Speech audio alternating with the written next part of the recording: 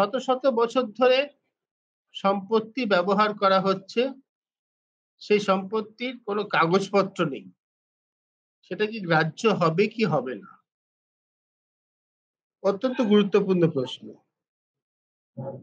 দ্বিতীয় প্রশ্ন হচ্ছে প্র্যাকটিসিং মুসলিম কে? সরকার ঠিক করে দেবে?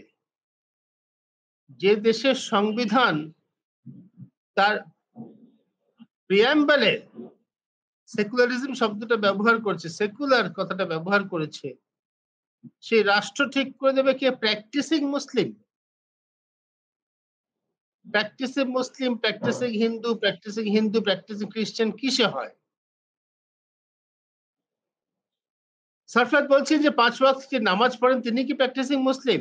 না, না পড়লে কি নন? তার যদি নাম মুসলিম হয় বা মুসলিম পরিবারে জন্মগ্রহণ করেন, মুসলিম পরম্পরা অনুসরণ করে থাকেন। হিন্দু পরিবারে জন্ম, হিন্দু মতাদর্শ অনুসরণ করে চলেন, হিন্দু দর্শনের দ্বারা উদ্বুদ্ধ, জীবনে কোনদিন পুজো পার্বণে যাননি। তিনি কি প্র্যাকটিসিং হিন্দু? হিন্দু মুসলিম ধর্মাচরণ কি সরকার ঠিক করে দেবে? এই মূল জায়গাটা, সেটা কিন্তু কোনো নিষ্পত্তি হলো না। এইসব বিষয়গুলো নিয়ে আবিদ হোসেন সাহেব, আমি আপনার মতামত শুনতে চাই যে সারফরাজ যেটা বললেন এবং যেটা জানিয়েছে, আপনি কি মনে করছেন আবিদ হোসেন সাহেব, প্লিজ বলুন। সরফরাজ আহমদ সাহেব পুরো ডিটেল বলেছেন। এই জিনিসটা নিয়ে প্রথমে আসি waqf by user. Waqf by user, আজ ধরুন ওয়াকফের যে ইতিহাস আছে, মানুষ বিশেষ করে মুসলিম সম্প্রদায়ের লোকেরা প্রচুর জমি জায়গা টাকা পয়সা এসব প্রচুর দান করেছে ফর চ্যারিটেবল পারপাস। সুপ্রিম কোর্টের বিভিন্ন রুলিং আছে, once a waqf always a waqf. এইটা কিন্তু standard principle for waqf property. Once a waqf always a waqf. ধরুন আমার দাদু আজ থেকে 70 বছর আগে, বা তার দাদু আজ থেকে 150 বছর আগে, তিনি তার টাকা পয়সা ছিল, তিনি গ্রামে একটা বা আমাদের পাড়া একটা মসজিদ করে দিয়েছেন। কোনো কাগজপত্র করেননি, জমিটা ছিল, তারপরে বলেছেন এখানে আমি আরো কিছু টাকা দিচ্ছি, চাঁদা করে তোমরা এখানে একটা মসজিদ করে নাও। 150 বছর ধরে লোকের নামাজ পড়ছে ওখানে, কাগজপত্র নেই। আমাদের এই কাগজপত্র রাখা, রেজিস্ট্রেশন, এই প্রসেসটা তো কিন্তু খুব বেশি পুরনো তো নয়। শুধু মসজিদ কেন, মন্দির বাই ইউজার অনেক আছে, প্রচুর মন্দির আছে, অনেক লোক মন্দির আছে যেখানে কিন্তু কোনো কাগজপত্র পাওয়া যাবে না। পাওয়ার কথা নয়, পাওয়া যাবে না মানে কি, পাওয়ার কথা নয়। মানুষ দিয়েছে, দান করেছে, সে তার ইন্টেনশন ছিল, সেটা তার ইন্টেনশন ছিল যে মানুষের ভালোর জন্য আমি একটা মসজিদ করলাম, একটা স্কুল করলাম, একটা মাজার করেছি এস্টাবলিশ, একটা কবরস্থানের জন্য দান করেছি জমি। আমি একটা উদাহরণ দিয়ে বলি, আমি একটা কবরস্থানের সেক্রেটারি আছি আমার শহরে, যেখানে আমার বাড়ি। সেই জমি চাষের জমি ছিল আসানসোলে। আসানসোলে একটা, আজ থেকে প্রায় 15-20 বছর আগে, যখন আসানসোলের দুটো কবরস্থান শর্ট হয়ে গেল, মানে পপুলেশন বাড়তে শুরু হলো, তখন দুটো কবরস্থান ছিল যেটা শর্ট হয়ে গেল, মানে মনে হচ্ছিল কম পড়ছে জমি। তখন আমরা একটা জমি খুঁজতে শুরু করলাম। আবার একজন ভদ্রলোক ছিলেন, যার অনেক জমি ছিল, প্রায় 8-10 বিঘা জমি ছিল। ওনাকে আমরা গিয়ে হাত জোড় করে রিকোয়েস্ট করলাম যে আপনি এই জমিটা যদি দিয়ে দেন আমাদেরকে, আমরা পয়সা দেবো। ঠিক আছে, উনি বললেন আরে বাবা, কবরস্থানের জমি নেবে, তাতে পয়সা কেন দেবে, আমি তো 4 দিন পর মরে যাব। ভদ্রলোকের বয়স তখন 80, প্রায় 80 ছুঁই এরকম। বলে আমি তো কদিন পরে মরবো, আমাকেও তো কবর দেবে তোমরা, তো আমি এই জমিটা এমনি দিয়ে দিচ্ছি, তোমরা বাউন্ডারি ওয়াল করাটা এইসব বাকি সব ব্যবস্থা কর।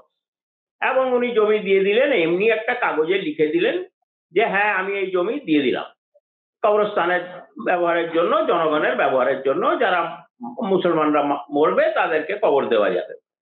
এবং 20 বছর ধরে আমরা ওই কবরস্থান ব্যবহার করছি। বিশেষ কোনো রেজিস্ট্রেশন কিছু হয়নি।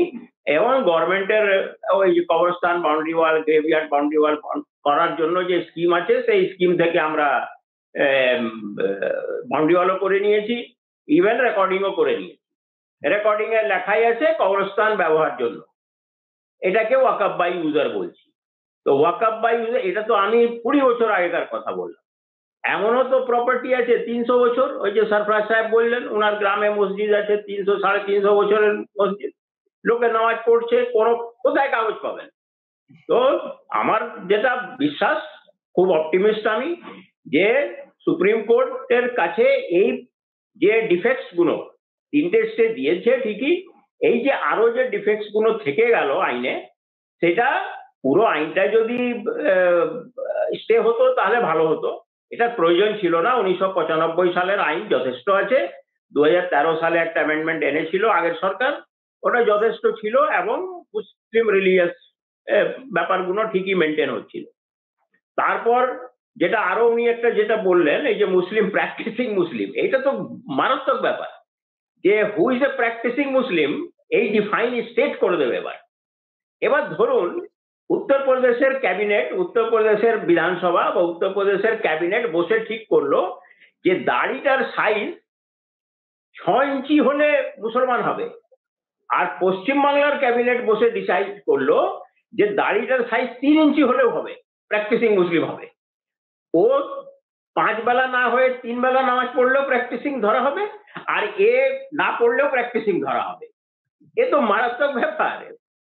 নামাজ আমি বেলা পড়বো, রেকাত পড়বো, মসজিদে গিয়ে পড়বো, বাড়িতে পড়বো, মাঠে পড়বো, সেটা তো আল্লাহর সঙ্গে আমার ব্যাপার। এটা তো আমি ঠিক আল্লাহ ঠিক করে দিয়েছে আমাকে। তো আল্লাহর কাজটা এবার রাজ্য সরকারকে দেওয়া হচ্ছে। এইটা মারাত্মক ব্যাপার। কারণ কাল থেকে পান্ডবাস বোস খুলবে, who is a practising Muslim, who is a practising Hindu. এ তো আরো টেরিটরিতে ঢুকতে যাচ্ছি আমরা। তো this is not a practice. এইটা সুপ্রিম কোর্ট দিয়েছে। আমি একটু আপনাকে ইন্টারাপ্ট করে বলছি, যেহেতু অনেক দর্শক অনুষ্ঠানটা দেখছেন। প্র্যাকটিসিং হিন্দু বলতে কি বোঝায় আমি সেটা একটু বলছি, যেহেতু আমাদের 3 জনের মধ্যে আমি একমাত্র হিন্দু, যার নামে যে কোনো বাঙালির কথা বলছি, কিন্তু হিন্দু মুসলিম সকলেই মাথায় হাত জোড় করে প্রণাম করবেন স্বামী বিবেকানন্দ। তিনি কিন্তু প্র্যাকটিসিং হিন্দু ছিলেন না। তিনি নিজে লিখে গেছেন যে খাবার তিনি খেয়েছেন, যেভাবে তিনি ভ্রমণ করেছেন সারা পৃথিবীতে, সারা দেশে, তিনি কিন্তু আজকের আরএসএস এর স্ট্যান্ডার্ডে যাকে প্র্যাকটিসিং হিন্দু বলে, স্বামী বিবেকানন্দ সেই হিন্দু ছিলেন না। এখন আমরা দেখবো যে প্র্যাকটিসিং হিন্দু আমরা কাকে বলবো, স্বামী বিবেকানন্দে বলবো নাকি অমিত মালবিয়াকে বলবো? এটা তো আমার কাছে একটা প্রশ্ন। সেইটাই তো ব্যাপার, যে প্র্যাকটিসিং হিন্দু, মুসলিম, খ্রিস্টান, যাই হোক না কেন, যেই ধর্ম হোক না কেন, সেটাই স্টেট এই টেরিটরিতে যেই ঢুকতে শুরু করবে। আবার হিন্দুদের মধ্যে প্রচুর সম্প্রদায় আছে। সাউথ ইন্ডিয়ার হিন্দু এক ধরনের পুজো করে, বাঁকুড়ার হিন্দু, পুরুলিয়ার লোকেরা মনসাকে খুব পুজো করে, আবার আরেক জেলার হিন্দু অন্যরকম পুজো করে। তার আস্থা আছে, তার ধর্ম আছে, তার সঙ্গে তার ভগবানের ব্যাপার, তার নিজস্ব আস্থা। ওটা মুসলিমদের এরকম আছে, অনেকে আছে যে কি নাম, বিভিন্ন টাইপের, বিভিন্ন ভাবে নামাজ পড়ে। কেউ হাতে এখানে বাঁধে, কেউ হাত আবার নিচে বাঁধে।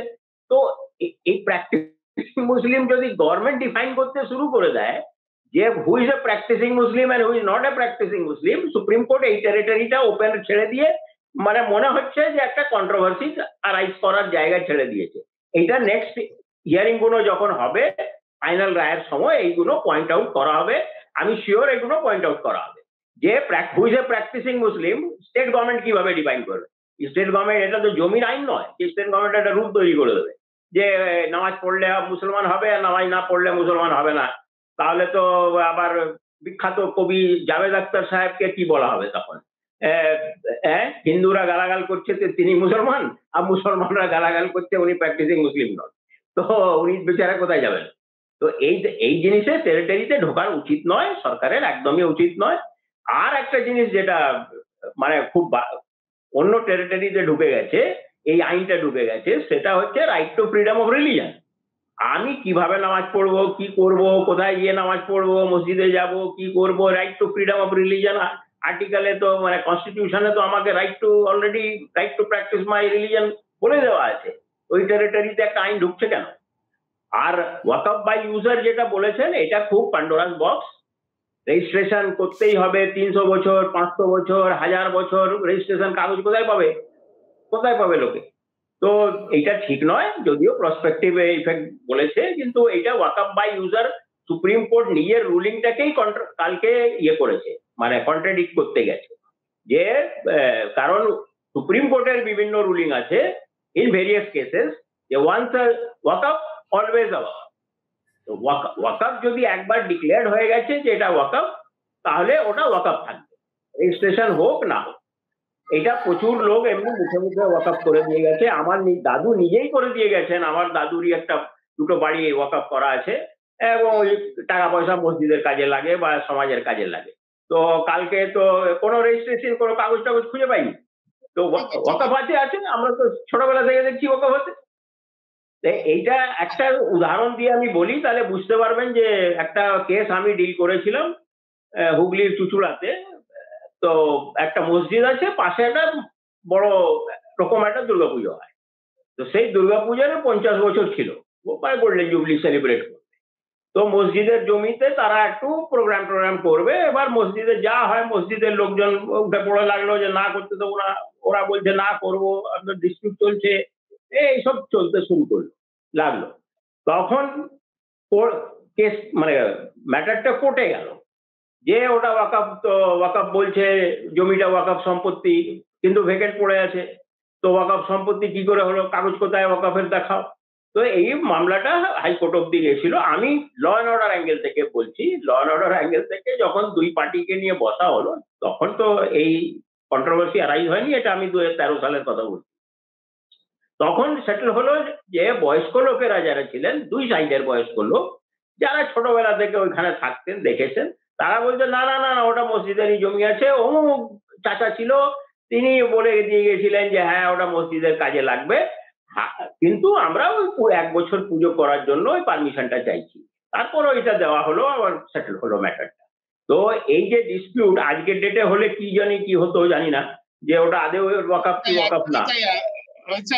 একদম ঠিক যেটা আপনি বলছেন, যে আজ থেকে 12 বছর আগে একজন মানে জেলা শাসক হিসেবে আপনি যেটা সামলেছেন, যে ডিসপিউট, যে মুসলমানরা জানে তাদের জমি, কিন্তু 1 বছর যদি হিন্দুরা একটু কিছু পুজো আর্চা করতে চায় আপত্তি করে না, সেই সমাজটা আজকে সেখান থেকে সরে এসছে। আজকে সমস্ত কিছু বিরোধের দৃষ্টিভঙ্গি থেকে দেখি।